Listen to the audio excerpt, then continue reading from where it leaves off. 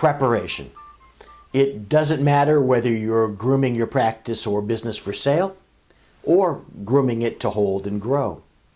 There are some elements in common that impact your chances of success, no matter your goal and no matter how you measure it.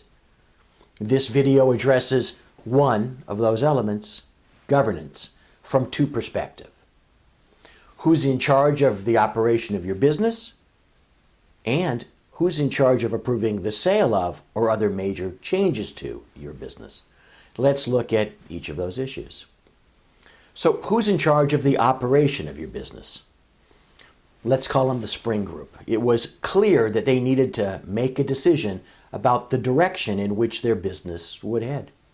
So they met, and they met, and they met some more. The default position was to stay the same course, even if it were off of a cliff. And default was all they were able to muster. Some person or very small group of people must be in charge of the operation of the business.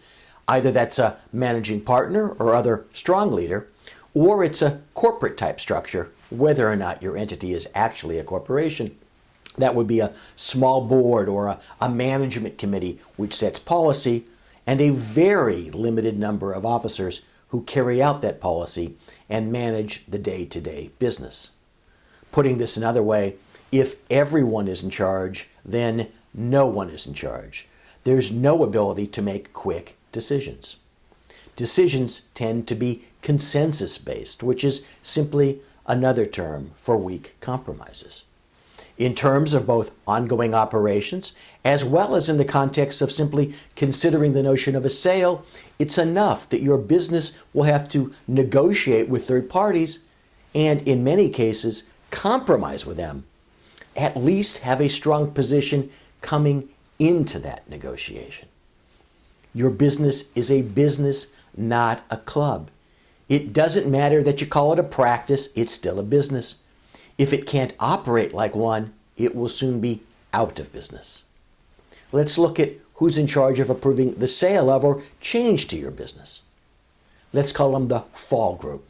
The clear majority, in fact, nearly every shareholder in the group wanted to sell the practice. Yet, a very small minority of owners refused to even consider it. The group's organizational documents required a unanimous vote to sell the practice.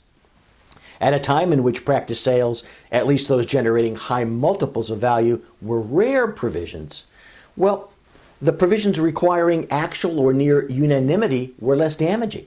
But today, their impact is equivalent to giving each owner a veto over any deal, even one ranging into the hundreds of millions of dollars. That veto makes it very difficult to successfully sell your business. Buyers will be hesitant to devote the time, effort, and money to consider a deal. So will you. Just as there must be a streamlined yet fair way for your practice's business to operate on a day-to-day basis, so too there must be a streamlined yet fair way for the majority or even a slight supermajority of the owners to effectuate the business's sale or other major event such as a merger